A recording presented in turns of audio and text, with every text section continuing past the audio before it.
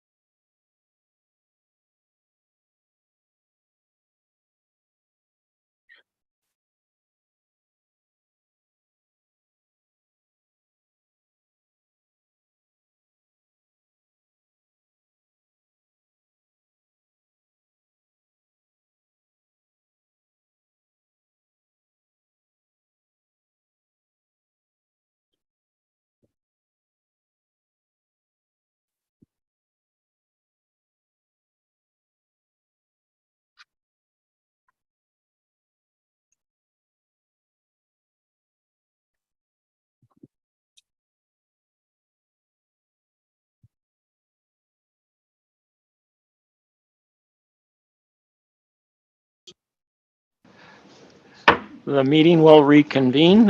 David assures us that our computer technology is working. With that, Interim Director, are there any more comments you would like to have on the legislative report? Mr. Chairman, I've got two more bills to run through, and they should be fairly fast because they're more or less related again. Okay. First one is Senate File 82. And again, if you participated in that December Select Water Committee meeting, Select Water Committee has sponsored a bill. And so last year with ARPA funding, there was $50 million in the ARPA bill that went to water and sewer projects, if you recall. And that went through Office of State Lands and Investments because it was that ARPA money. To be eligible for it, the eligibilities were very similar to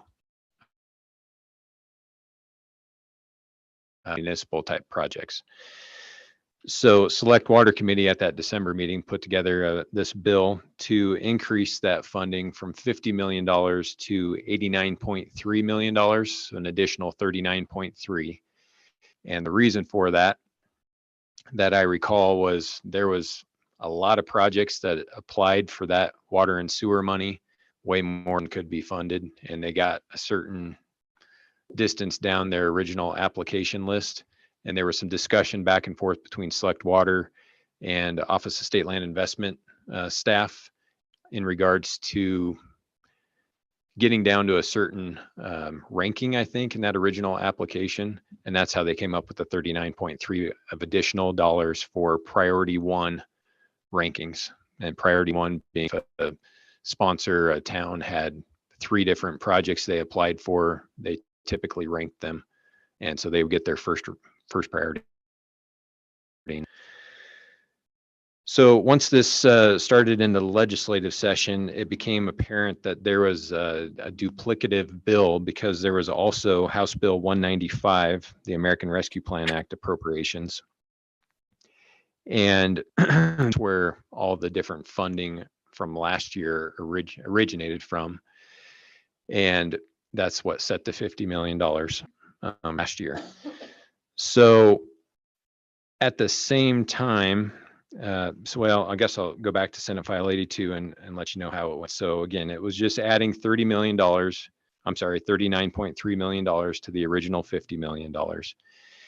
And so it went through Senate Appropriations like you would expect, very cleanly. Committee of the Whole, and this is where they started realizing, I think they knew along, that there was 2 competing bills more or less. And the House Bill 195 had increased the $50 million to $80 million. So they wanted to make sure that it wasn't an additional $69.3 million. It was only 39.3 or 30, depending on which bill you're talking about. So, and the Committee of the Whole on the Senate side, they added, or there was 2 amendments, or maybe it was 1, but it added 2 things. And the first one was that when SLIB took back up this, assuming additional funds were put into that program, that they would only consider projects that had applied by or on January 23rd of 2023. So going back to the original application list and not taking new applications is what that was essentially doing.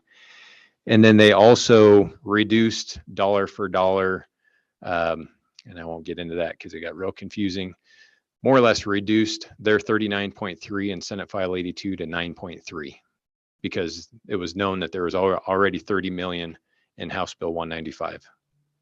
So it reduced it dollar for dollar based on the House bill, which essentially brought it down to 9.3 instead of 39.3 additional dollars. Okay. And then it got sent over to the House and referred to House Appropriations, and it failed. And again, that's where they knew we also have House Bill 195. So now I'll continue on with House Bill 195. Again, an additional $30 million for water and sewer. So they kind of adopted similar amendments based on the January 23rd, 2023 application period. So we're basing on the original applications when they look at new projects here, or funding additional projects, I should say, with this extra $30 million in water and sewer. And well, I think that was the only addition. But then by the end, they also added, if you recall, there was a local government support projects pool, and it could also fund water and sewer projects, but they were going to be a lower priority, if you remember that discussion last legislative session. And what that local government pool goes to potentially fund, and I'm just going to read this, it's administrative costs and merit-based allocations to cities, counties, and tribal governments to address the COVID-19 public health emergency or its negative economic impacts. And then it went on to say, applications for eligible water and wastewater projects shall receive a lower priority from this appropriation than other eligible applications. So as they, Office of State Lands and Investments went through that, it became clear that you had to meet certain COVID requirements to be able to be eligible for that funding through ARPA. And therefore, some projects, some water and sewer projects ended up applying for it and getting funded, even though it was a lower priority because of this strict eligibilities to qualify for the COVID relief. So in House Bill 195, they also added 20.3 million. It started out at 50 million last year. They added an additional 20.3 million. So that's up to 70.3 million now. 5 million of that was kind of earmarked for unmet affordable housing needs. So I think what that means for potential water and sewer projects is some additional water and sewer projects might be able to be funded through that local government pool as well, in kind of a second round through SLIB. Any questions on that?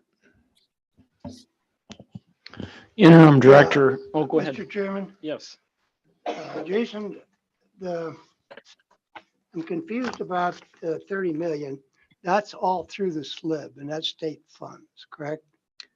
Mr. Chairman. There's no federal funding involved in the 30 million.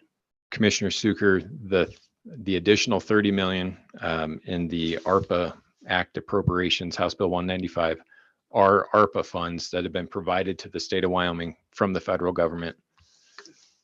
And then the legislature, with help, with the governor's recommendations too, I think, divvied those up amongst a bunch of different programs in that original bill last year. 50 million going to water and sewer, 50 million going to this local government.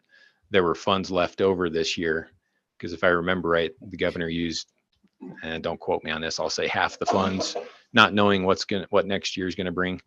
And anyway, so then those funds were appropriated or divvied up amongst the programs this year. And to follow that up, are those grants and loans, or are they both? Mr. Chairman, Commissioner Suker, on the water and sewer, if I remember right, it was up to an 85% grant, or 85 cents on a dollar is how I think they termed it in the legislation. And on the local government, I think it was up to the SLIB board to determine, it was kind of up to them if they wanted to do whatever grant and loan they wanted to. I don't know that it had any sideboards. Didn't have any number on it. Not that I recall. As a ceiling or anything between the two. Yeah, but the water and sewer was 85% grant Okay. up to. All right, thank you. Yep. Are there any further questions? Mr. Chair. Commissioner Kaylee? So Jason, since that Senate File 82, since it failed, the 9.3 million additional, but the original 50 million still in there and still available that they were trying to add to. Mr. Chairman, the 50 million wasn't affected, but it's essentially been obligated through the one SLIB board meeting when they had way more applications than they had money. So there's no leftover money from the original 50, but it wasn't affected. It'll still go to those original projects. And that was the ones that had wasn't there 190 million or something like that was in that worth of projects that they were asking for? Yeah, I want to say it might have been over $200 million worth of requests, like 125 applications or Something like that. something to that effect. Yeah. Okay, thanks. Mhm. Further questions? I have a question, and you may have already answered it. So we were talking that 89.3 million was what was requested in Senate File 82, and that would go to local governments for water and sewer projects. Is that correct? Mr. Chairman, that would go to water and sewer projects. Across the state. Yeah, the local government was 50 and they increased that to 70.3. So I guess, how much is there right now for local water and sewer projects in the end? If you Yeah. did the math, I mean, So did Mr. we Chairman, lose from the 89.3? Is it 89.3 or something less now? If you pull it all together. Mr. Chairman, if we want to just talk about new money this year, rather than talking Yeah. about the 50 millions from last year, Yeah, yes. we've got, well, I should say SLIB and Office of State Lands Investment has an additional $30 million in water and sewer Okay. for those types of projects. And then in the local government pool, there's an additional 20.3 million. Okay, 5 of that is already spoken for unmet housing needs. okay, So essentially 15.3 million additional funds. okay. And water and sewer may be eligible for some of that funding. It's a lower priority, but again, there's some kind of steep COVID eligibilities you have to meet to get into that fund in the first place, it sounds like. And I don't know if there's money left over from their first round, because it was near the end of February. I think they took their first applications to SLIB on that local government pool, the 50 million from last year. So in all, water and sewer projects gained and are looking good. Yes. Okay. Thank you. Yep. Next on the agenda. Okay, Mr. Chairman, next on the agenda are some project updates, and I'm going to ask Chase Tavelli to come up. And he's going to talk about the critical aging irrigation infrastructure assessment that's going on currently.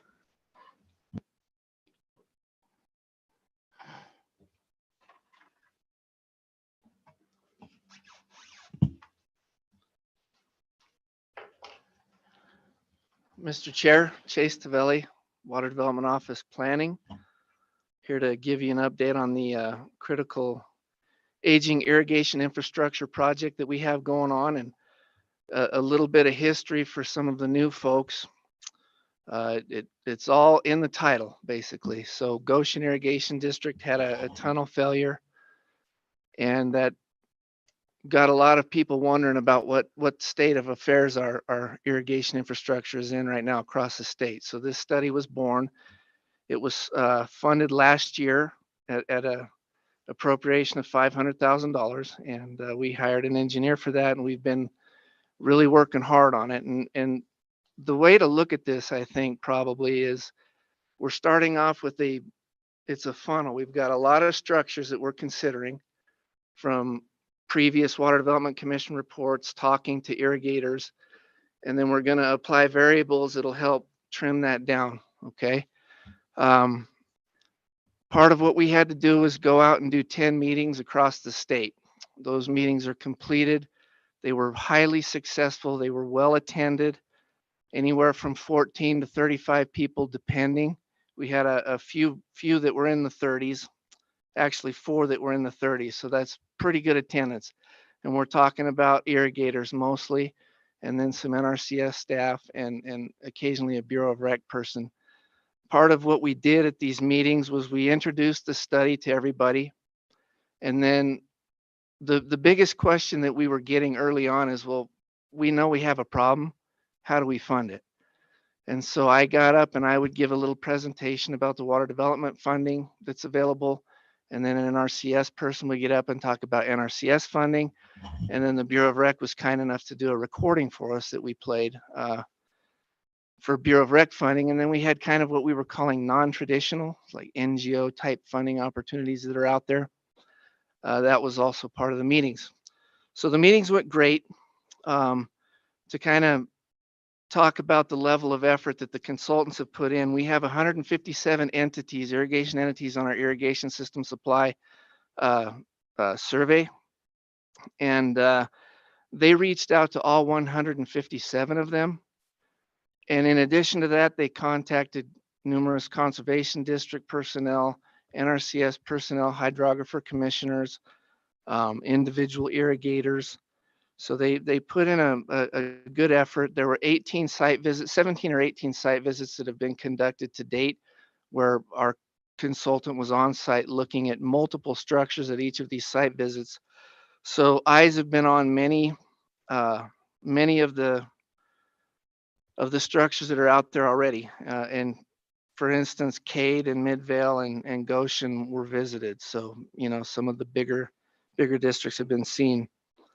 Most recently, we completed our criticality workshop. So we talk about the funnel.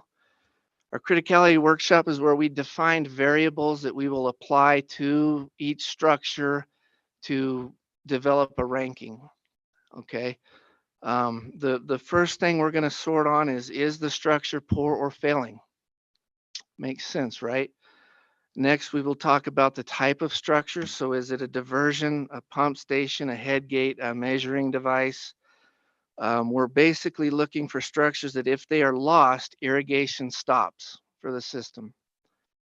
That helps define criticality, right? Then we're going to look at acres served.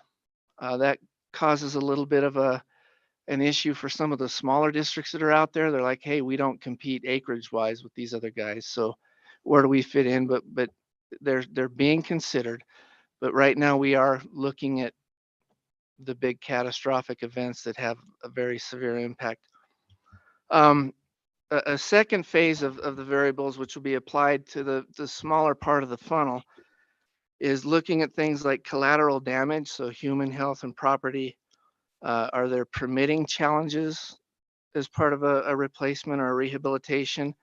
And what kind of funding opportunities are out there? And they're not really to help rank, they're just to help inform. So here's the critical structures, and here's some of the things to keep in mind moving forward. Currently, they're working to finish populating the database of all these structures. So they used we've got 120 some previous Water Development Commission reports that they have dug into and mined information out of those. Discussions with irrigation districts and irrigators. They're taking that information and implementing it including it into the database. And they told me the other day that right now they're up to about 4,000 structures. Okay, and that's not just poor and failing conditions. So they're up to 4,000, and they expect to be double that or even more in the end.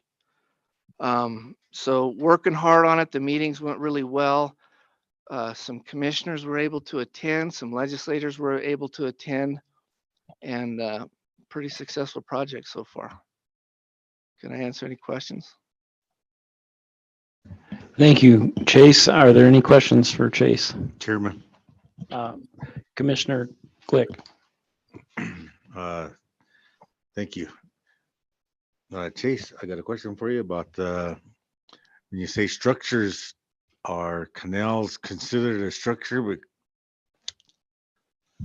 Mr. Chair, that's a good question, and it's something that we wrestle with. If a site has been identified as a potential issue, we can bring that into the database, right? It's very difficult to go out and just look at canals, miles and miles of canal and say, is this a structure? So we're kind of looking for areas like, are they lined already? Is the lining failing? Or is there a potential issue? And those are being considered.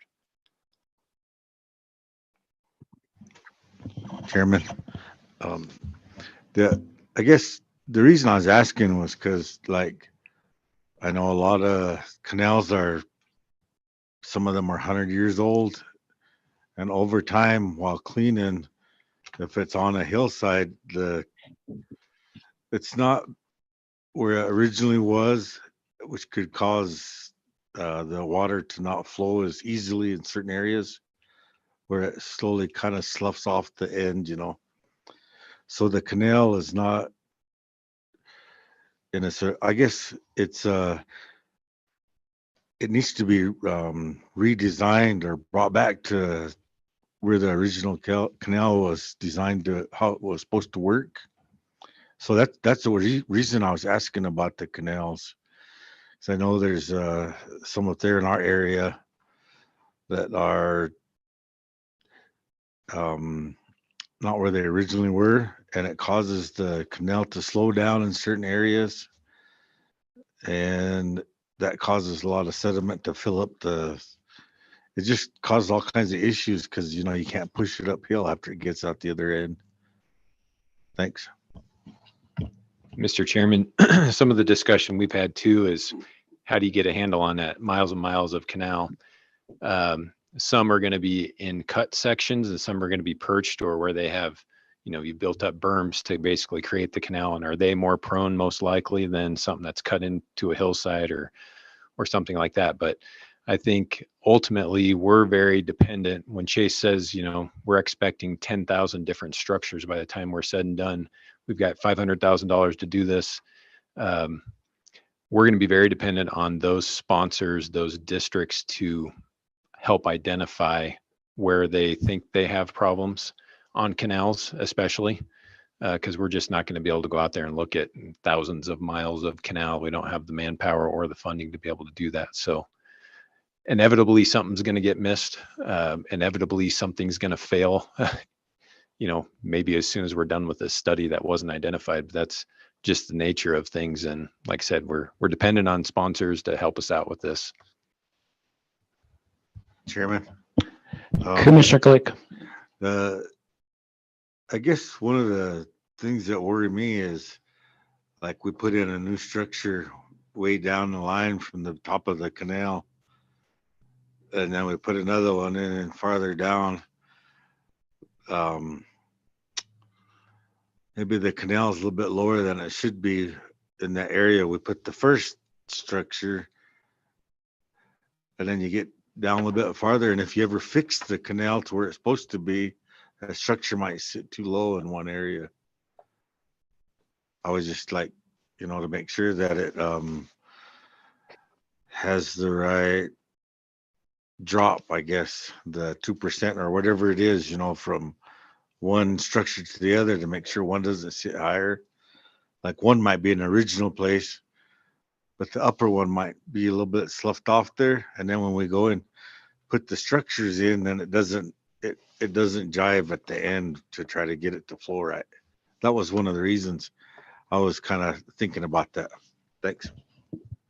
Mr. Chairman, just in response to that, again, this study is really to take that long list, try to rank it down, like Chase was talking, the funnel, come up with some reconnaissance level type costs to replace or rehab so we can inform the decision makers in the state of Wyoming, the legislature, what kind of an issue we think we have and, potentially funding that they might want to consider to address that issue in the future. But when you get to those projects and you're actually getting into the design of those projects, I would hope that things like you're mentioning would be considered by an engineering firm or the folks that were involved in that design and will look at that system up and down to make sure that they're designing the new structure correctly. So, yeah.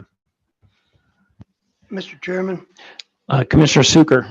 I just had one follow-up with that. And it was due to the application survey that we sent out a year ago. We sent all the entities, the districts, irrigation entities, a survey so they could do a complete survey on their own ditch and liners and structures, infrastructures. What percentage did we get back and how much did that help us if we did? Mr. Chair, from that survey, we received roughly 50% response rate. And that was after some significant effort on behalf of the staff here. I don't know what it started off as, but they started emailing and making phone calls and it was a 50% return. And that information is being considered in this study. In fact, we're hoping that some of what we find and learn along the way could help inform a potentially better survey in the future, maybe additional questions or questions that are more targeted for answers that we need to get. To follow that up, are you satisfied with the effort of the survey on 50%? Mr. Chair, it seems like not much, but I think all things considered, we've been getting less than 50%. So it's a positive. Thank you, Chase. Mr. Chairman, Yes, uh, Lee. with regards to the number of structures so far, there's been about 4,000 surveyed. Is that correct? Is that what you said? Mr. Chair, that's how many have been gathered into the database so far, And- which is maybe half or even a third of what Okay. we expect. So we're estimating 10,000 or more, maybe even as many as 12,000. Have of these first 4,000, have there been any real emergency situations noted? Mr. Chair, I'm unaware of any emergencies, and if we do hit an emergency, we're prepared to address that. So that was taken into consideration when we wrote the scope of work. So far, no emergencies yet. Okay. It's hard to say if we'll hit one, and we sure hope we don't. And then that, as this thing progresses, is there any information available if we wanted to look at? Because if I recall, there was going to be like a ranking system. I don't remember exactly. It was explained to us by the consultant how they were going to provide that information at like a level 1, 2, 3 type of system. Is there anything out available yet for us to look at? Mr. Chair, there's nothing out yet. Okay. We have to also consider, do you want to discuss? So, Mr. Chairman, in regards, considering this is the critical aging irrigation infrastructure assessment, the last thing we want to do is publicize our results too much to where they can become a target and a security issue. So we've been considering that, and we've actually been talking to everybody we talked to at the 10 different meetings, letting them know just that, so that doesn't scare them off in participating, that this is going to all be public information. So we're going to be very careful with how we distribute that information to the general public, to the commission, because as we bring things in front of the commission and meetings like this, it becomes public information. So, but eventually, like Chase said, we'll have a database that can be ranked, from most critical to least critical, but then you could also rank that according to a lot of other things, such as a particular district could rank their projects within that and understand, if they're not the number one priority, most critical, at least how do their 5 structures, let's say in their district, rank amongst themselves. So that should be a good tool for not only the state in general, but also individual districts when we're said and done. So those individual districts will be able to see their data, the information for their district. Mr. Chairman, yeah, Yeah, that's correct. That's probably more important anyway. Yeah. Thank you. Are there further questions for Chase? I just want to mention that, having attended a few of these meetings, that thought they were very beneficial, and I think the residents found them beneficial, and it appears that we're trying to help the state of Wyoming, and I think that helps build support for our Water Development Commission. Mr. Chairman, one other point I'd like to make, and Chase mentioned this, having some of these federal agencies at each one of those meetings to help the local water users understand what funding opportunities were out there. And this gets back to our discussion back in November and how the state of Wyoming Water Development Office, Board of Control coming out of Account 1, just less and less funds we have available to get projects on the ground. So we're also very much promoting this idea of partnerships with federal agencies and trying to provide them that information so they could utilize it too. So. Well done.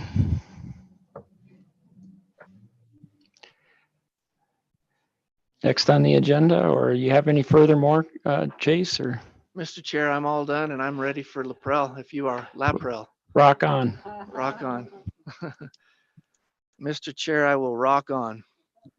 So Laprel Dam is, for some history, it's actually a success of how our program works, how your program works. It started off with a watershed study.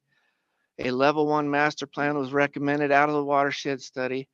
The level 1 master plan moved into a level 2 rockfall hazard analysis, and it was during that study that some structural deficiencies were discovered on the dam. Our consultants were very concerned about what they found, recommended a water surface elevation restriction be put on that. The state engineer's office eventually did institute that restriction. And ever since then, we've been working hard on this on this dam design. So to be a little funny.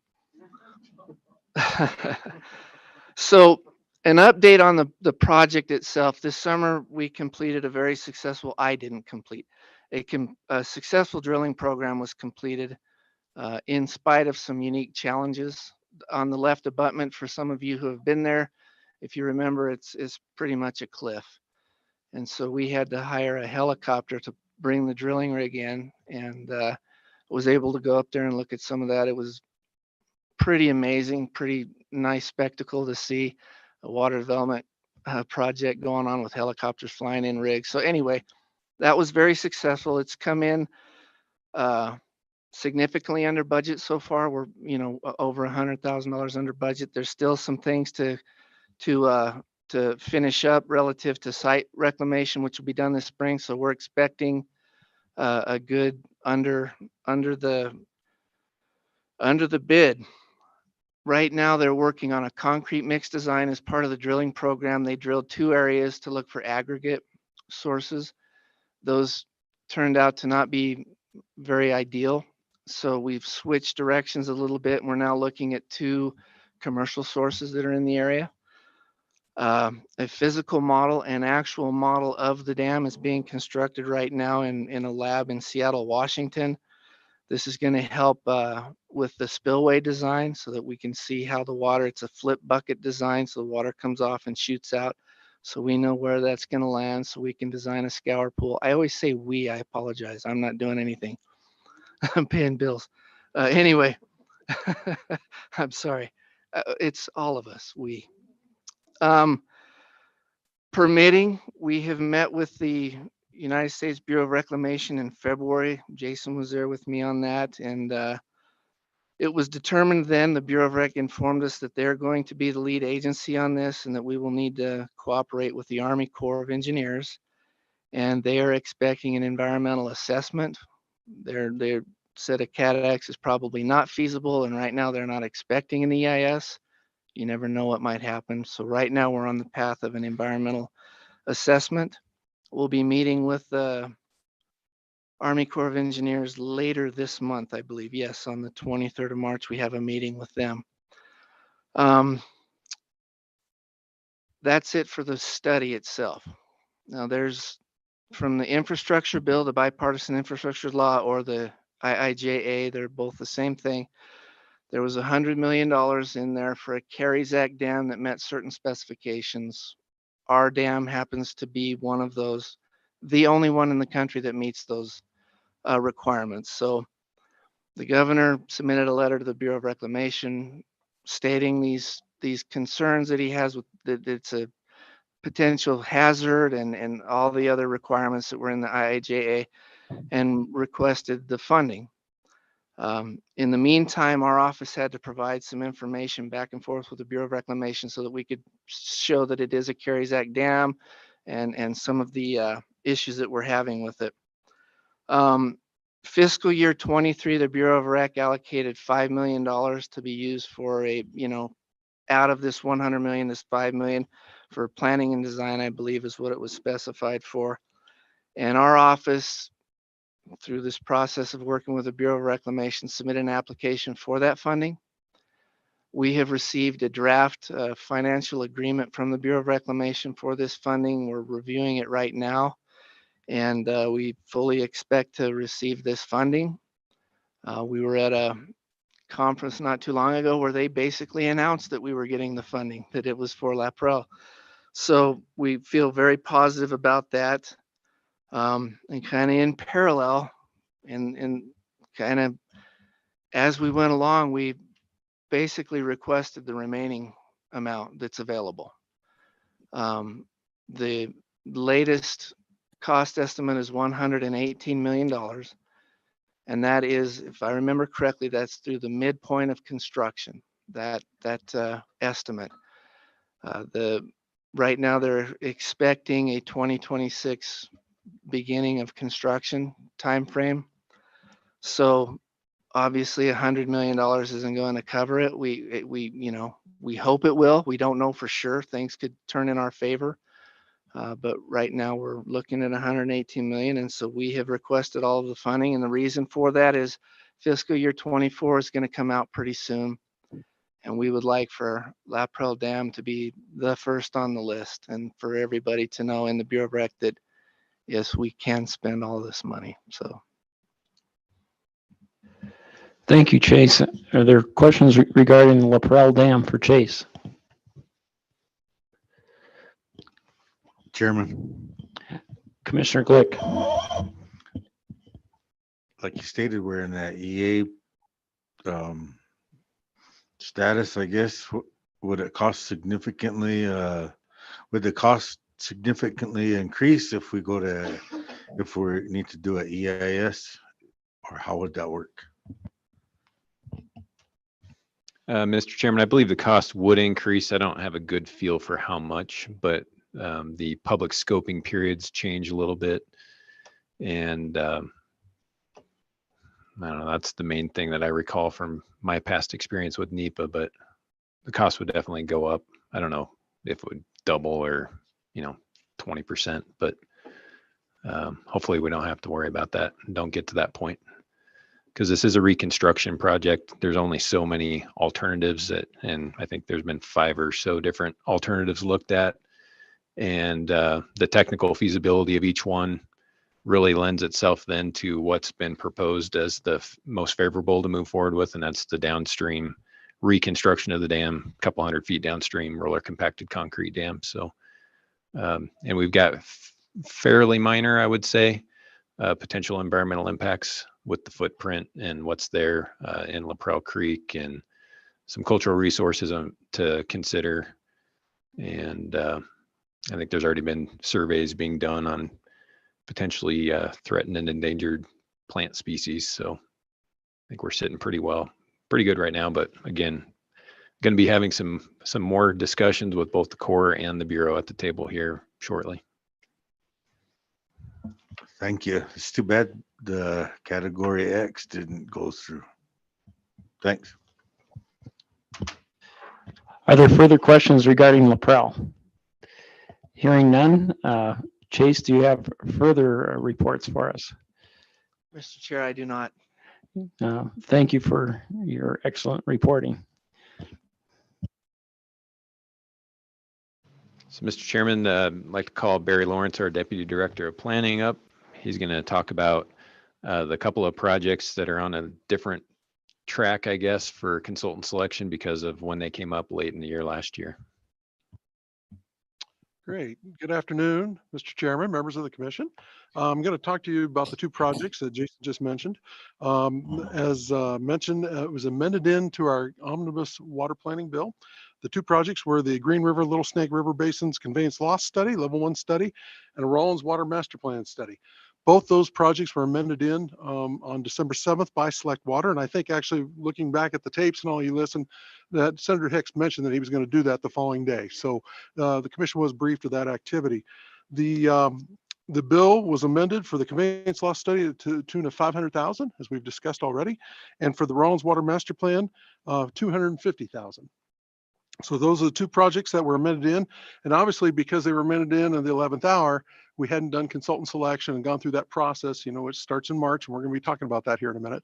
So we hadn't gone through that process, so we have to do a little catch up, which we're in the process of doing. Our 2 project managers are here today, and Jay Smith is running the conveyance loss study, and George Mosers will be running the Rollins Water Master Plan. They're each going to say a couple words about their projects, and then I'll tell you about the rest of the consultant selection schedule. Thank you, Barry.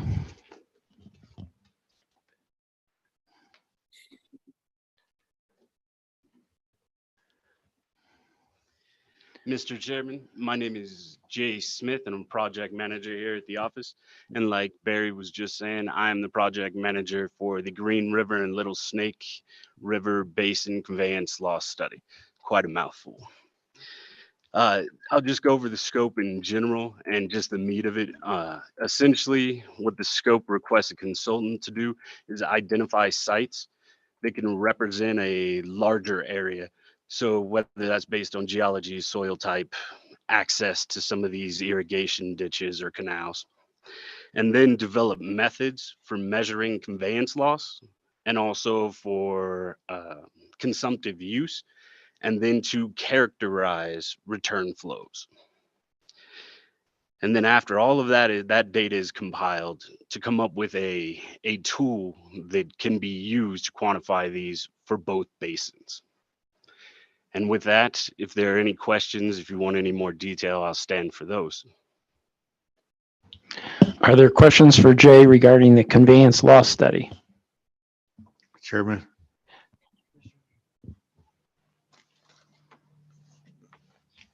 I have a question for you. Is the, are you doing it in sections? Is that how you're kind of figuring out how each area is, like, from when you're taking the water out, like a diversion, and then how the return flow comes back?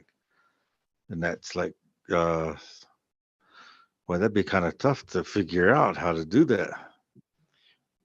Mr. Chairman? Yes. I believe it. How do you get the return flows? How do you measure that? I just wanted to ask, that's all.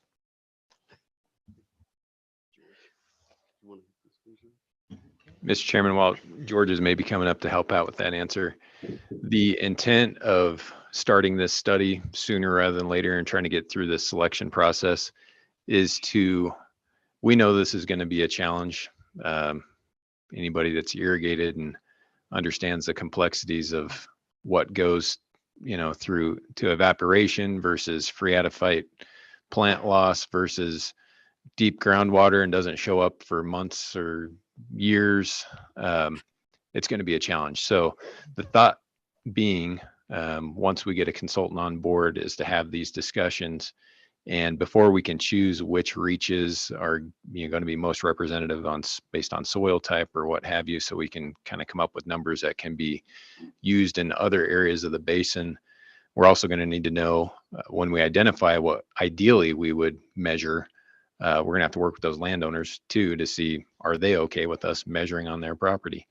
And so from when we get the consultant on board here in the next, I forget the exact schedule, month or so, to probably next spring, we're going to be talking about all that stuff in a lot more detail with our consultants and trying to understand, can we really get this done? What challenges are we facing? We've talked about a lot of challenges already internally here at the office, trying to come up with the scope, and then hopefully get to a point that we're satisfied with what we think we can move forward with by next year, have it all in place, and then next irrigation season next year, be able to actually take all the measurements and so on.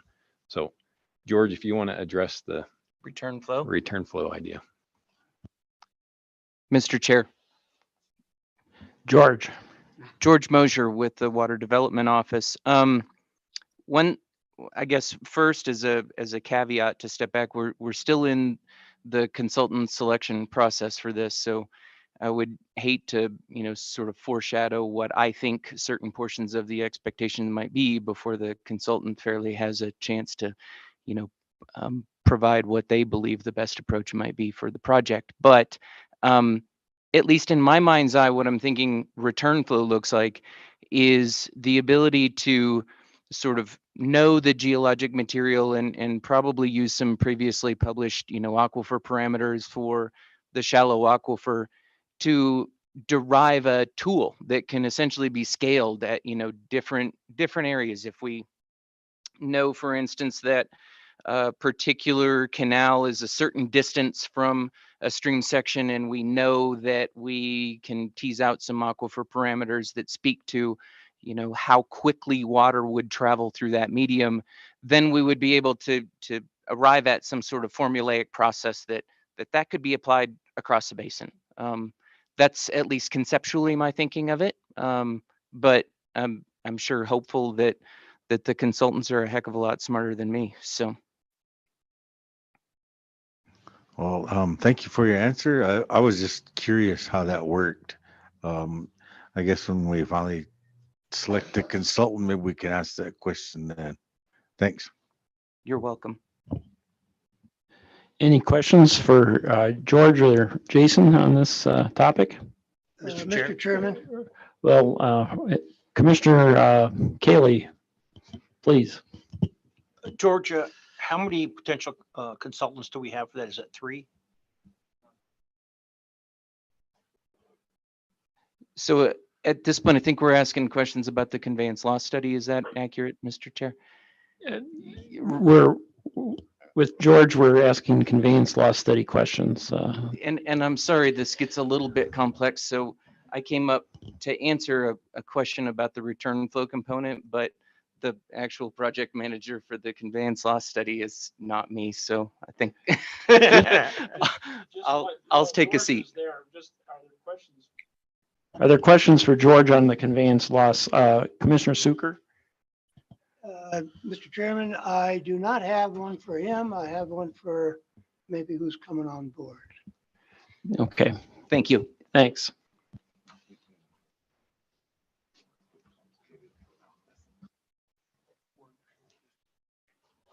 Mr. Chairman, I can answer, I believe 4 consultants were shortlisted. We'll see who provides proposals after that. Jay? Do you have any further information for us or other questions for Jay regarding this project? How many, there was 4, is that, how many are remaining? Mr. Chairman, I would prefer not to speak Okay. to that at this point.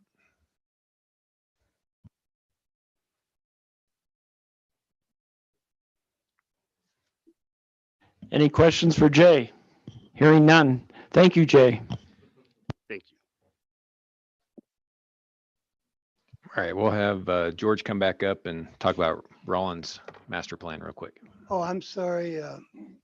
I thought Barry was coming back up. I had a question on the funding. So legislature passed $500,000 for this funding. And my anticipation at that time was that there was federal funding available either to return the funding or an application that we could do for the feds to support this project. Is that correct?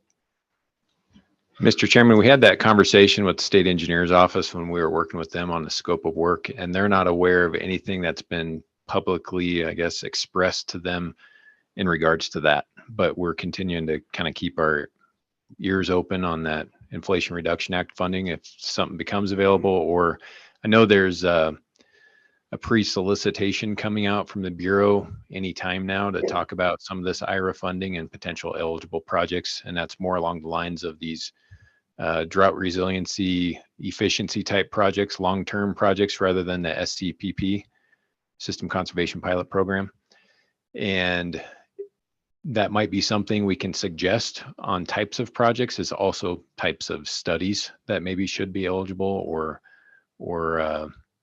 possibly administration of funding through this Upper Colorado River Project Coordinator type position, and see if there's any possibility to get some funding reimbursed maybe, or partnership funding for those types of things. But we're not aware of anything right currently. Okay, but I know it was mentioned at the meeting, the last meeting we had, that there may be something, but I guess I'm okay with that. But if there is, I'm really a believer in applying for it, because I think this particular project really just doesn't deal with Wyoming. It deals with a lot more, I think. You got the lower basin, we got other areas of interest, I would think, to support this project. Okay, thank you. Thank you, Commissioner Suker. Further questions? Hearing none. Thank you, George. Excellent report. And Jay, excellent. Mr. Chairman, we'll have George talk real quickly about the Rollins Water Master Plan too. Thanks. Very quickly, Mr. Chair. Excuse the musical chairs over here. We're we're trying to cover a lot of bases.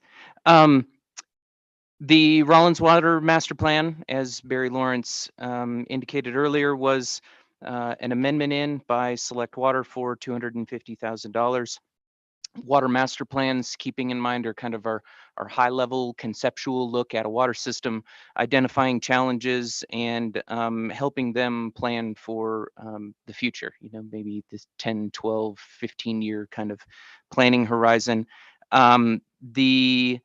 The Rollins Water Master Plan is proceeding along kind of at a quick speed so that we can hopefully match this project up with the projects that we'd already kind of vetted through our traditional planning process.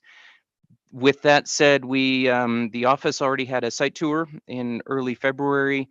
We helped kind of mold a scope of work a little bit to tailor them and get a couple of specific things that Rollins would like to see addressed within the Water Master Plan. And we've already held the pre-proposal meeting. So I think Barry is going to come back and talk a little bit about our next steps with that and when we anticipate being able to move forward with contracting on those. Thank you, George.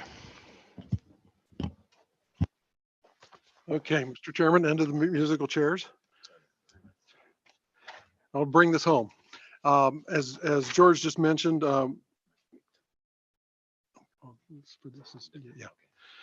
as George just mentioned, we're on a fast track to finish this up and do the consultant selection.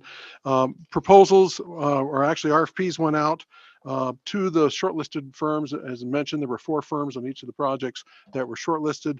That RFPs went out. Those went out Monday, February 20th, and consultants then have until next Monday, March 20th, so 1 month to put together their proposals and get sealed cost proposals to us, price proposals. And as George already alluded to, the project managers have already done meetings, pre-proposal meetings with their firms, and those were very successful. When we get those proposals next week, they will be bundled up and sent out to selection teams. And I need to thank Commissioners Anselmi Dalton, Kaylee, Cott, and Suker for helping out with those selections. And once we get those, as I said, they'll go out to the selection teams, and you'll have 3 weeks to get us your rankings. They need to be in by April 7th. And then we will be holding interviews here in our offices on Friday, April 21st. The whole thought here being that we will have a consultant selected and a contract for approval at your May meeting, at the joint meeting with Commission Select Water, because we've gone through the whole process. That'll give us time to have a consultant selected with a budget amount, and then we can put together that contract and have it before you at the May meeting, and with hopes of notice to proceed late May for the consultants. And with that, I'd stand for any questions. Thank you, Barry. Are there questions for Barry? Mr. Chairman, Yeah, Commissioner Craig. the timing on this consultant selection process, I think it was explained to us on the Green River and Little Snake conveyance loss, why that was a little bit out of order, but what is it the same with the Rollins Water Master Plans? Mr. Chairman, that is correct, Commissioner Craig. Both of these projects were amended in at the last minute, by Select Water. So we hadn't gone through consultant selection. Our normal process is, we have to go all the way through consultant selection and have that done, completed before we get into the legislature so we can draft the bill with the actual dollar amounts and so forth. In this case, the budget was set without doing the consultant selection. And it was, the idea of amending these in, we're at the 11th hour, right before we got in the legislature. So we hadn't done that consultant selection. So now we're kind of playing a little bit of catch up to get that done in time. Further questions for Barry? Hearing none. Barry, do you have further reports for us? Yes, Mr. Chairman, and moving on, if I might, and hopefully you were handed out 2 sheets of paper. One, and you could also refer to tab A. What is the schedule? If you received that, I'm trying to help your eyes a little bit. Did you get the? Oh, I guess you didn't get that. It's coming your way. There were 2 handouts. Basically, what Bill Brewer is handing out at this time is the schedule. I think many of you have seen this before, new to some of you, but we're going to walk through it. And this is to kind of help your eyes a little bit because it's a lot larger than what you probably got on the screen there. And we're kind of going to walk through it. The pending schedule, the consultant selection and funding approval process, the 13-month process. We'll kind of walk through that. And at the same time, we're going to also, when we get done here, we'll talk about the new applications we received this year. Again, our deadline for applications is March 1st. And that has come and gone. And I'll let you know that we received 22 applications this year for projects. 22, and you might ask, how does that compare? Compares favorably. That's a 29% increase over last year. Last year, we had 17 project applications come in. One eventually withdrew, so we ended up with 16. Those are the 16 you'll be talking about tomorrow. So 22 applications were received this year, 17 last year, and 7 the year before. So we're definitely on an upward trend. This Thursday, after the commission's gone home, we will be meeting as a staff and be assigning project managers to each of these projects. We'll get together and divvy up the projects. We have 22 projects, as I mentioned, and those project managers will then set up site visits at all these locations. And it's actually in our criteria that the project manager will go out and visit the office, the representative office will go out and visit all these projects. And then they will write up recommendations, working in tandem with administration here, working with Director Mead, and coming up with the director's recommendations in these regards. So that'll be going forward, the process in our office. The other part of this, and this is where you all come in, is that, Mr. Chairman, we need 2 commissioners assigned to each of these projects. And this basically, the way this works is from the initial inception of the project, since we got that application, all the way through consultant selection. And then even after the project is funded and we're going forward, the kickoff meeting during the progress of the project itself, and then the final presentation of the project presented to the public. And so it's basically the whole life, from infancy to death. It's the whole life of the project, and that you would be shadowing these projects. Okay, so we try to keep the projects assigned by water division, commissioner in your water division, in your locale where possible. But if you quickly look at the project list that you got, you'll see that that's not going to be possible always, because we received 7 project applications from Division 1. We received 2 from Division 2, 9 from Division 3, and 4 from Division 4. So it's not even by any means. And so some of you will have to serve on project selection teams for projects outside of your area. That's just the way it's going to have to work. But with 22 projects, basically, and we need 2 commissioners on each of the projects, that is 44 commissioner slots. So quickly doing the math, with 10 commissioners, that means each commissioner will be on at least 4 projects, and 4 of you will get the pleasure of being on 5 projects. So.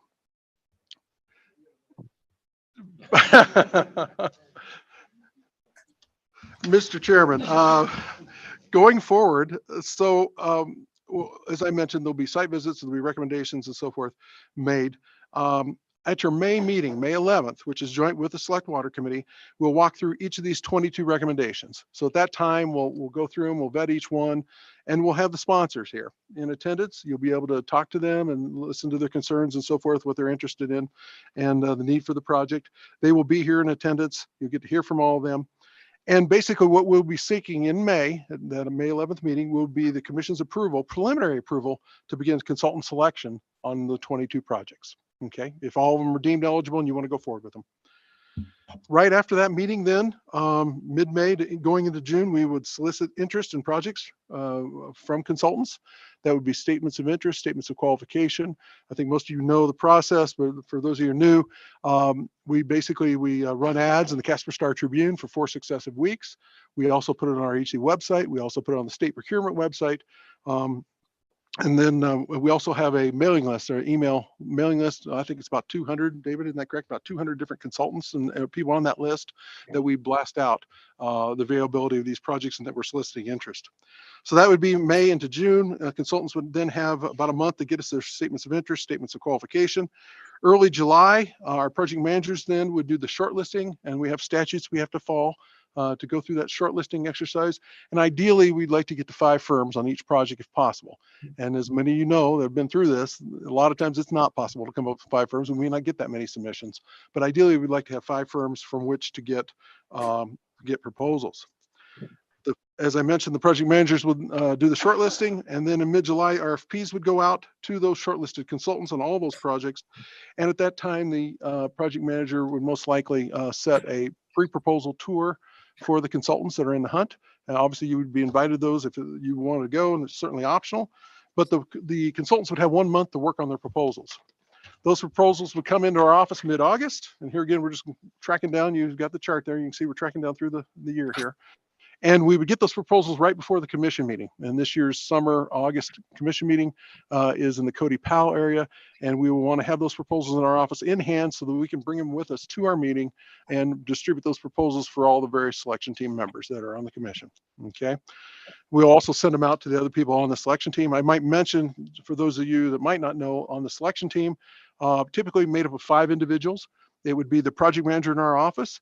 It would be the 2 commissioners that were assigned to the project. It would be the sponsor rep, whoever is the representative of the sponsor of the project, and then an advisor. An advisor typically could be somebody from our construction division. It could also be somebody from state engineer's office or our water resource data system, depending on the nature of the project, what makes the most sense. But typically it would be somebody from our construction division. And then once those selection teams have those proposals, they then would have 3 weeks to review the proposals and turn the rankings in. And then we would do interviews first week of October. And this year it would be October 2nd through 4th. And knowing that we have 22 projects, it's going to be about 2.5 days of interviews that we're going to have to go through. And then basically on the October 5th is our commission meeting. So we get through that process. October 5th, the commission and the members of the commission would then make a motion to accept the ranking of firms in whatever order. And at that time, obviously, we would also know budgets. So out of the consultant selection process, we want to have a consultant selected and a project budget for each project. And those would then be plugged into our recommendations at our big November joint meeting with Commission Select Water. And where we go through, we've already preliminary approved, okay, we're going to do consultant selection. We go through the whole process. We come out the backside with a consultant and a budget amount. And that budget amount then can be stuck into the omnibus water planning bill at the January meeting. And keep in mind, this year, coming up, next year's session is a short session. So it will be February 2024. And so that would mean there would not be a December meeting, there'd be a January meeting instead. That's what we typically do. If the legislative session goes well, and if the project's approved by the legislature and signed by the governor, then we would be looking at approving contracts for this set of proposals or for projects, the 22, say they were all approved, that we'd be looking at 1 year from now, next March meeting, 1 year from now. Much like tomorrow, you're going to be approving the contracts from a year ago. Okay, when we started that process 1 year ago, the 16 that I mentioned, that's what you're going to be looking at tomorrow that started 1 year ago. Okay, just to kind of put it in perspective, there's actually a 13-month process with 1 month overlap. March is the month. Okay. Then if we look at the list of projects, and I'll just talk briefly about the list of projects. I'm not going to go through each one. As I said, they're going to be thoroughly vetted at the May meeting. You'll hear from the sponsors at that time. But 22 project applications. We received 10 level 1 projects. They're at the top of the list. New development, level 1 new development, those typically master plans. You'll see some of them have master plan updates. Typically, we have about a 10-year look back on, and that's typically what happens when these get rather old. Communities and so forth come back to us, rural water systems, whatever, wanting an update to their system. There's been enough changes, growth, and one thing or another. And so some of these are updates. You'll see that listed there. Some of them are new. Some have never had master plans. So there's master plans. There is also one watershed study in the list. You'll see that, and that's out in the Salt River watershed. So as I mentioned, and then in level 2, new development, you'll see there's 6 projects. Those are feasibility studies. Some of them include well siting studies and so forth. Also some transmission and pipeline and pertinences and so forth, feasibility studies. And then moving on, rehab projects. There are 5 level 1 rehab projects, master plans and so forth. We also, 2 of those I might mention, you'll see it says waive entity requirement. If you remember, we can do a level 1 watershed or level 1 or master plan for an entity that is a canal company or something like that, a private entity. It's in the criteria that the commission can waive the public entity requirement only at level 1. Can't advance past level 1, but certainly at level 1 they can do that, and that's in the commission's purview to waive that. And we've done that before. We've got one right now going forward that way. I do know one of those cases that they are in the process of forming an irrigation district, but are not there yet. So it depends where they're at the time. We may ask for a waiver on those 2. So 5 projects that way. And then one last project in level 2 rehab, and it's a rehab of a pipeline and appurtenances for the Horse Creek project. So all in all, 22 projects. As I said, we may go through and hear more detail on all these projects in more detail. The one thing I did want to mention is, please know that the titles of the projects, that the level of the project, sometimes we get into this and we do the site visits and all, well, this really should be a level 2, not a level 1, that type of thing. And so this was just a first cut. Keep in mind, we only got these about 10 days ago, came in the door, and this is just a first cut at what came in the door. And once we get out there on the ground and look at these projects, we'll have a much better feel. So things could change a little bit. So at this time, the only thing I would request of the commission, when you get a chance, look at the list. If you see any potential conflicts of interest, commissioner conflict of interest, where you do not feel it would be appropriate to be serving on these selection teams for whatever reason on one of these. For instance, if you were a board on, if you're a member of a board on an irrigation district or something, then obviously that would be one you'd want to not serve on that selection, that type of thing. And so you want to look at this and see if there's any potential conflicts. And if you could just get with us after the meeting, because next week, early next week, Jason and I will be getting together and we'll be assigning commissioners to projects. So if there are any issues that we need to be aware of, you can let us know. That would be certainly appreciated. And with that, I think I'll stand for questions, unless you'd like to add something. Are there questions for Barry? Commissioner, Glick? Chairman, sorry about that. That was the fastest, Barry, that was the fastest description of the of the way the years laid out I've ever seen since I've been here. But anyway, I appreciate it. I only have one question. Are the interviews going to be held at the Capitol again? Mr. Chairman, we've found that works really well. I know parking's an issue and so forth, but to have them all right downstairs there where we have all the technology we could ever use. A lot of these, consultants go from room to room to room, and it's just really a nice setup for us to do that down there concurrently, because we'll have 4 rooms going at the same time. Well, that sounds like a great idea, because I remember us all crammed in that little room over here that one time. That was terrible. Right. Thank you. It's worked out well, Mr. Chairman. Further questions for Barry? Mr. Chairman, Commissioner Craig? a question regarding the conflict of interest. Is it considered a conflict of interest if you're a user on a system, but you don't serve in any capacity? Mr. Chairman, we've had that question come up, and this is Wyoming. It's real tough not to have that type of situation happen. And so we have not declared that a conflict if you're just a water user on a district. Yeah. As long as you're not on the board or something like that. If there's no further questions, thank you, Barry. You should consider a career as an auctioneer. Sure. Thank you, Mr. Chairman.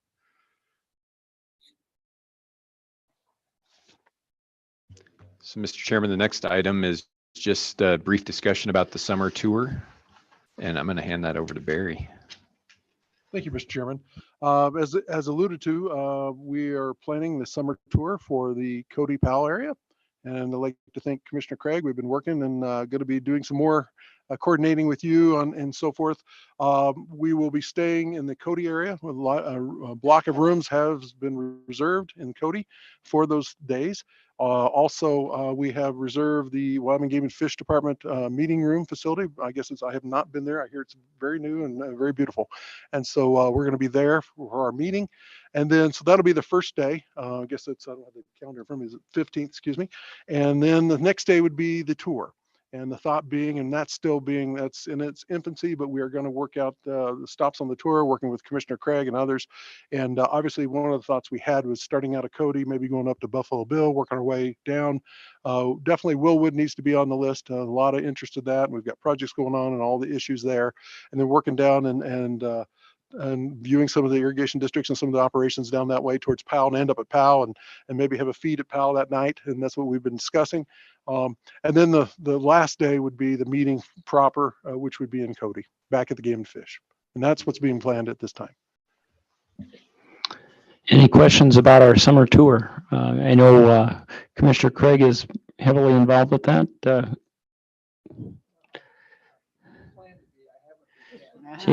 Okay. Okay.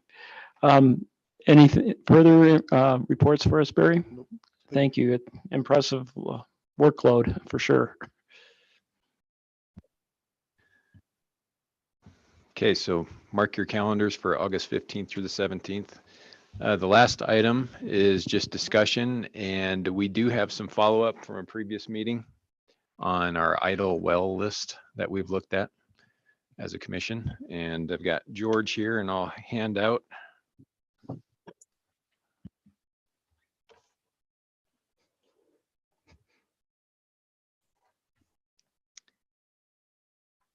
Mr. Chair. George. So many of you will recall that during the December commission meeting, the commission asked the office to coordinate with the Attorney General's office and investigate options for idle wells. There was quite a bit of discussion in there, and I also heard a suggestion that we should be developing a strategy for each of the wells. And today, I'm here to give you an update on both of those efforts. The short update is that the Attorney General's office has recently hired Patrick Kent, and Patrick is quickly attempting to come up to speed on all of these wells and the various pieces that we have moving with each of them. I expect, unfortunately, that this process will be ongoing because of the unique circumstances for each of these wells. It's really tremendously difficult to create a one-size-fits-all solution for all of these things. Jason just passed out the idle well list, which is largely a recreation from that table that we looked at before. And just as a reminder, I had previously broken these apart into sort of 3 different and distinct categories. So category 1 being those wells that were drilled for the state of Wyoming, separate and aside from a traditional level 2 planning project. So these are things that are either drilled for the Department of Economic Planning and Development, the so-called DPAD wells, predecessor to the Water Development Commission program, or are wells that were drilled as part of a kind of a statewide interest or strategic interest activity. So with regard to the DPAD or Department of Economic Planning and Development wells, those wells are all located on OSLI administered lands. To the best of my knowledge, and side notion here, I'm pretty sure the office is concerned that I might be moving out because I've had no less than 20 archive boxes floating around in my office for the past couple of months. So researching this is a little bit like looking for the needle in the haystack. To the best of my knowledge, there are not any valid temporary use permits for any of the facilities located on OSLI administered lands. So I had a discussion with OSLI, and their suggestion was that we could utilize kind of a modified procedure that they have where a grazing lessee can incorporate a well as an improvement into a grazing operation if they so choose to do something like that. We do have an example with respect to the first 3 wells that's a way that the commission thought about this at one point in the past. So that's with regard to DPAD test well 2, 3, and 4. Those were wells that the grazing lessee approached the office and the commission in about 2017. And then during a 2017 commission meeting, essentially the commission approved a motion for then Director Labonte to communicate to the grazing lessee that the commission didn't hold any water rights and the commission didn't drill the wells. And so essentially there was no particular reason to involve the Water Development Office in that effort to add that to their grazing operation. The recommendation was that the grazing lessee pursue the appropriate water rights permits with the state engineer's office. Now, the reason that I have maintained them on this list is solely because I do not find that the grazing lessee has filed those applications. And in my discussions with OSLI, I also couldn't determine that they had done any kind of improvement plan to add those to their grazing operation. Nevertheless, it's an example for a way that we have thought about those historically. The SR series wells, which follow below that whole list of DPAD, those are wells that were drilled by the commission and for a commission project associated with trying to identify potential sources of groundwater that would not be hydrologically connected to North Platte or North Platte tributary sort of surface waters. Those have a current BLM lease. They're located on BLM land. The lease is valid through 2046, and hopefully this isn't too strong, but my professional recommendation to the commission would be to maintain these wells as they are. I have been to the SR1, the MW1A, 1B, and 1C. They have monuments installed on them. There are padlocks on the wells. I don't see that there's really a way for unauthorized activity without some very serious effort there. I think probably a good thing to do would be to investigate opportunities for the state or maybe other entities within the state to potentially utilize those as non-hydrologically connected North Platte sources of water. Then last on that list, the SR2 location. I find some conflicting things in our record with regard to the surface status of that well, and so I'm planning to go out there in the next couple months to just verify what I can see for the state of the surface casing in that area. Moving on to category 2, and we're switching gears now to wells that were drilled as part of our traditional level 2 studies for planning division. These are wells that were drilled as part of level 2 projects, but have not yet been acquired by a sponsor or any kind of related entity. The first one there is a ray of sunshine, probably for those who like to have some finality on things. The Little Goose Madison #1, when I reviewed the records and went back through our archive files, I found a wellbore transfer agreement from the Water Development Commission to City of Sheridan.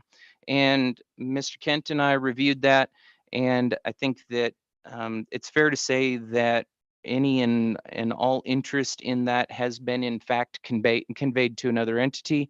So moving forward, that will disappear from this list. The others here, Aladdin is one where it's currently under contract with Water Development Commission. Jason Mead gave some background on that at the last meeting, and I expect moving forward that we'll have more discussions with Aladdin about acquiring that. The other two major entities here with respect to Board of Public Utilities for Cheyenne and Bighorn Regional, I have reason to believe, of course, with Board of Public Utilities, they had an application in here not too long ago to use wells. And I also know that the wells that are on the west side of the Belvoir Ranch, those so-called Duck Creek 3-1, Goose Creek, and the 2 Lone Tree Fault wells, that they consider those an asset for future development on the west side of the Belvoir. So I still think that, my recommendation would be that we keep these in a status where they are available ultimately for the sponsor to acquire.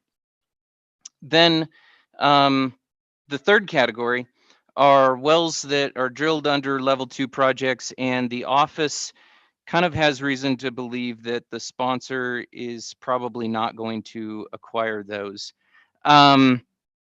So maybe one thing about this is that recognizing that Patrick is kind of trying to drink from a fire hose here, my suggestion is that I think that we can focus some good effort in this area, trying to identify potential users for these wells and for the water. So a great example of that is kind of a little bit further down the list, the Lance Creek Water and Sewer District State #1 test well #1. The well itself is located on a parcel of state land, and the grazing lessee has expressed some interest in acquiring that and folding it into their grazing operation. As part of that study, where the Lance Creek State Number 1 Test Well 1 was drilled, there was an additional well drilled, and the sponsor acquired that other well from us. So because of some elevated arsenic levels in this well that remains here, I don't think that it was decided to be as desirable for a public drinking water supply well. But since the grazing lessee has applied for permits with the state engineer's office, I think it's reasonable to assume that that particular operation would like to use that well. This gets a little bit complicated with basically constitutional limitation that we can't just give away property. And also, Patrick Kent and I have been working through some contracting things because there's some concern that, you know, once a state entity develops a contract, it becomes so large that it's kind of a turnoff for many folks. So I think that we have some solutions there, but quite simply, we ran out of time to get the totality of that on the agenda for you all to consider tomorrow. I think, though, this third category is a good place to focus. I am planning on starting, I guess, with the oldest in this category 3, the Northwest Ryan Park Water and Sewer District. That's a well for which the sponsor entity has been dissolved. The well is located on private property. There is an easement and access agreement for the well being located on that property, and there's a clause within that easement and access agreement that allows the landowner to take over the well.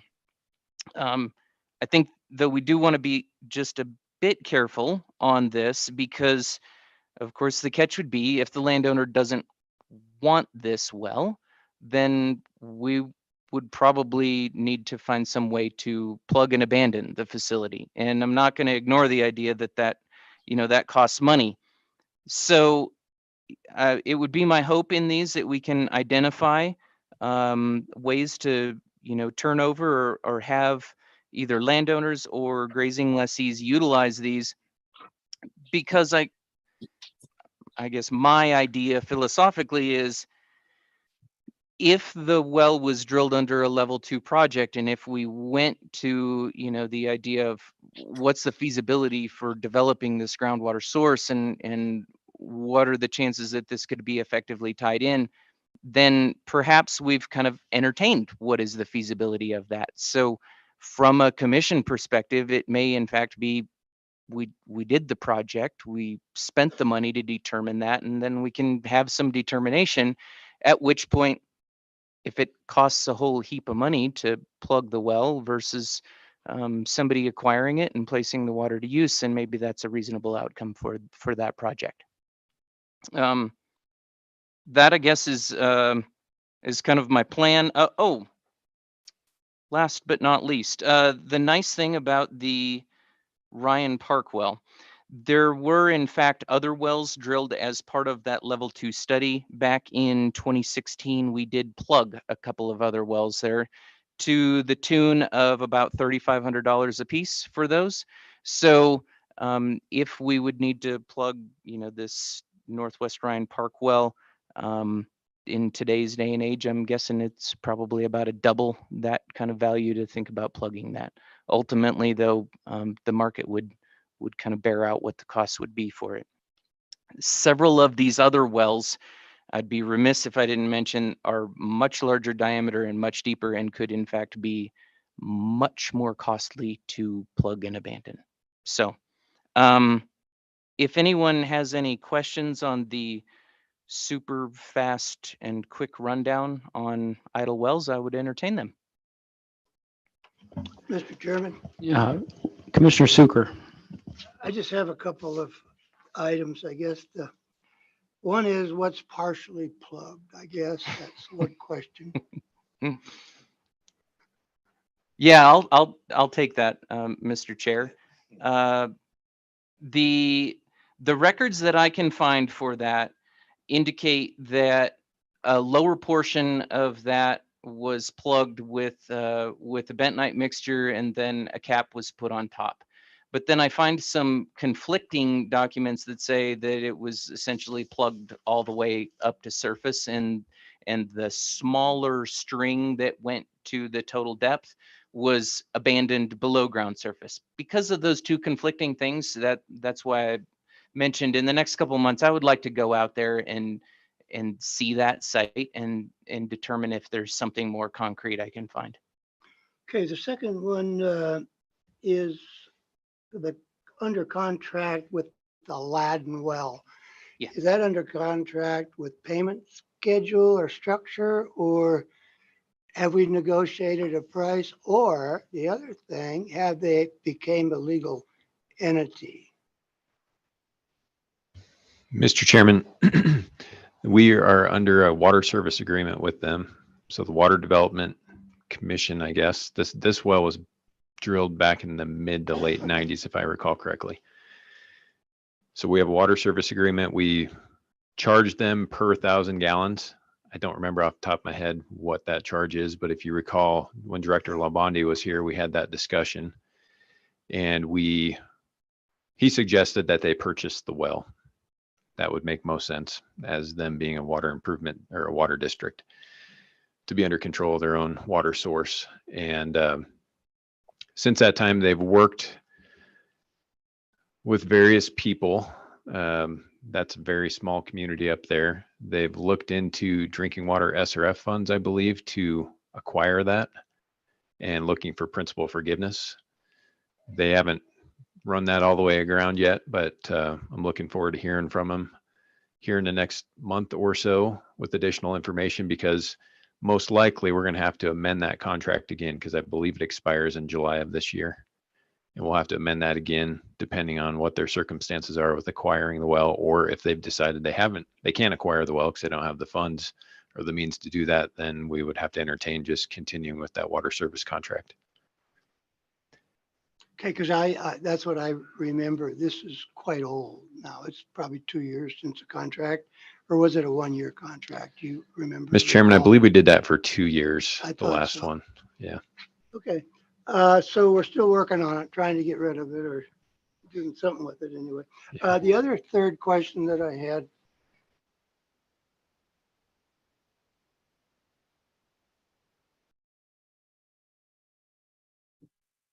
were any of these wells drilled under a legal entity?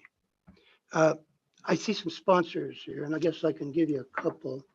The Northwest Ryan Park, was that a water and sewer district at the time?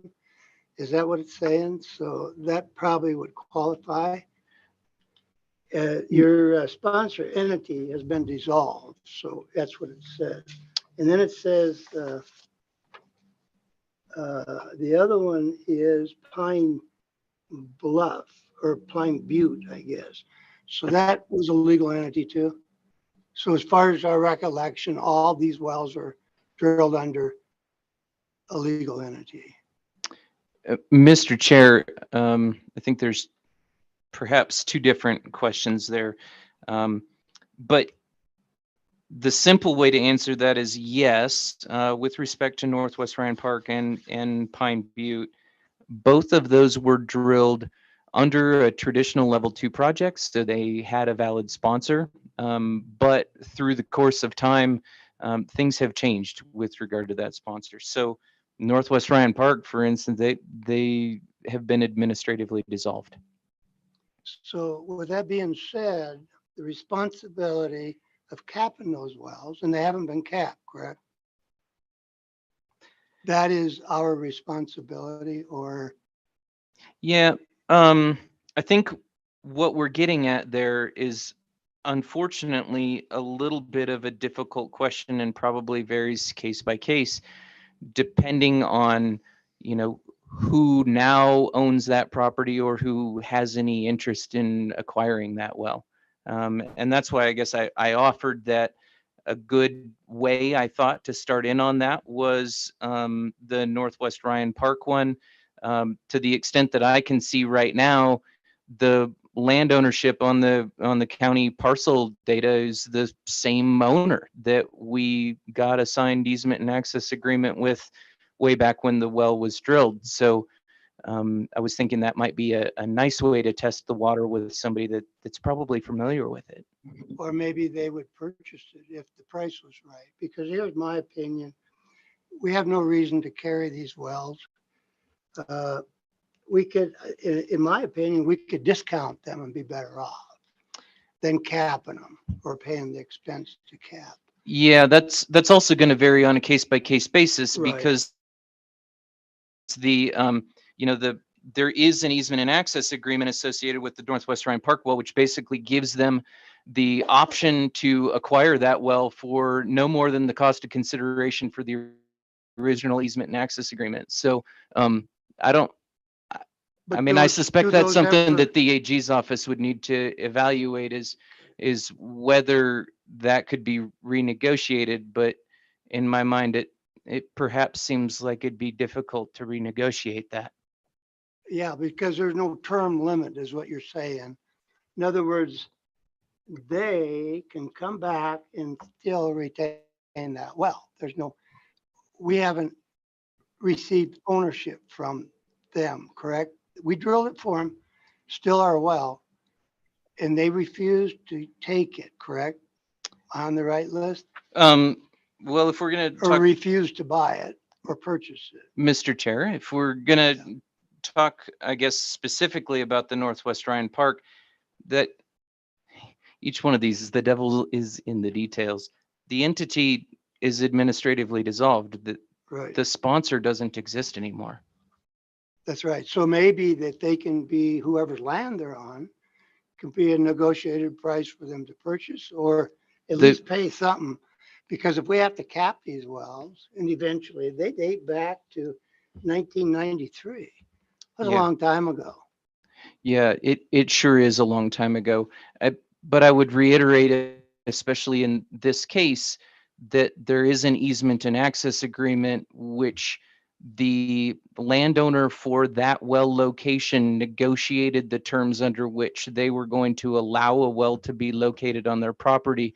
That particular easement and access agreement specifies the terms under which they can take it over, and it is for no more than what was paid to them for the original easement and access payment. So it may in fact be very difficult to try to negotiate up for anything above what they have already received. But we could still get rid of the well. But I The well, believe in that my opinion, is a if- liability. That's my opinion. We're not Mr. gonna Chair, use it, it's not drilled, it's no good to anybody, then it isn't an asset to us. You can look at the 123,000 or whatever it cost us and take something less, move it out, or we're gonna have to cap it and put another 4,000 or 5,000 in it eventually. And that's my opinion. That's where I'm coming from, but anyway, we can work on that again some later date too, and do more research on them. But if we could sell them or give them away, I guess. Because why are we carrying them? Mr. Chair, if the landowner is agreeable, I think that's a perfectly reasonable plan. Let's try that. I think that's a good way to go. On some of these, whatever ones that'll work with that principle. Not all of them probably will, but yeah, I think to carry these, I mean, this is what, 93 and we're in 2023. It's enough time probably. Mr. Chairman, Commissioner Suker, I think the ones where we have an agreement in place, like George is talking about with Ryan Park, they're a little more, I would say simple, because there are already terms in an agreement that either give them the option to purchase it at a certain cost versus us having to cap it or what have you. These ones where we don't have agreements, and I think we'll have to work with the AG's office to see what our options might be in disposing of those particular wells. We can't, well, we'll have to just look into that and see what the options are. Sure. Yeah. Okay, well, I appreciate that. I think my opinion should be a continuation. not just take this paper and not do something. I think we should do some more. Appreciate it. Answers my question. Good questions, Commissioner Suker, and good answers, George. Are there any other questions regarding this list? Commissioner Anselmi Dalton. Thank you, Mr. Chairman. I just want to thank George for the work and welcome aboard Patrick Kent on this little project. I mean, it does have constitutional issues and things like that. So there's a lot that has to go into, and I guess we'll get recommendations, is my understanding, on what to do as you guys move along through this maze. Is that how it's going to work? And then we'll approve it?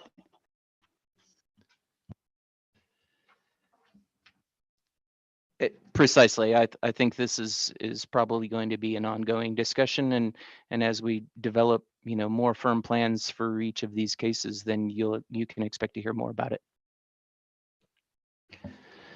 Thank you, Mr. Chairman. I would go ahead, just add Jason. to that my guess is that it's going to be piecemeal. It's not going to be all of them at once. It's going to be as we find out more about individual wells and can come to a conclusion, we'll bring them to you. Yeah. A lot of in-depth work. We appreciate it, Patrick, also. Thank you. Mr. Chairman, Commissioner Craig. I'd like to ask some about policy or regulations governing the wells like these that have been drilled and are not being put to beneficial use.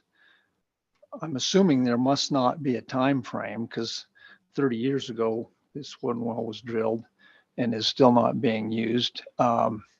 But there must be something in place, and who enforces that for plugging or abandoning a well that falls in this category that these wells are under. Mr. Chair, the best guidance that I can offer and I'm aware of is the guidance specified by the State Engineer's Office Part 3 rules, which are their minimum construction standards. And that basically says that unused wells shall be maintained in a state of good repair.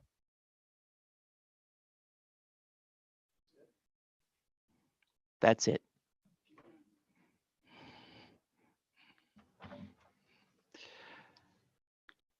Commissioner Craig, do you have further discussion on that, or? Okay. George, excellent work. Is there further discussion, or hearing none?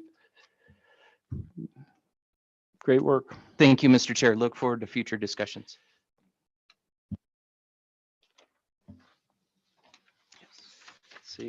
See where we are on the agenda.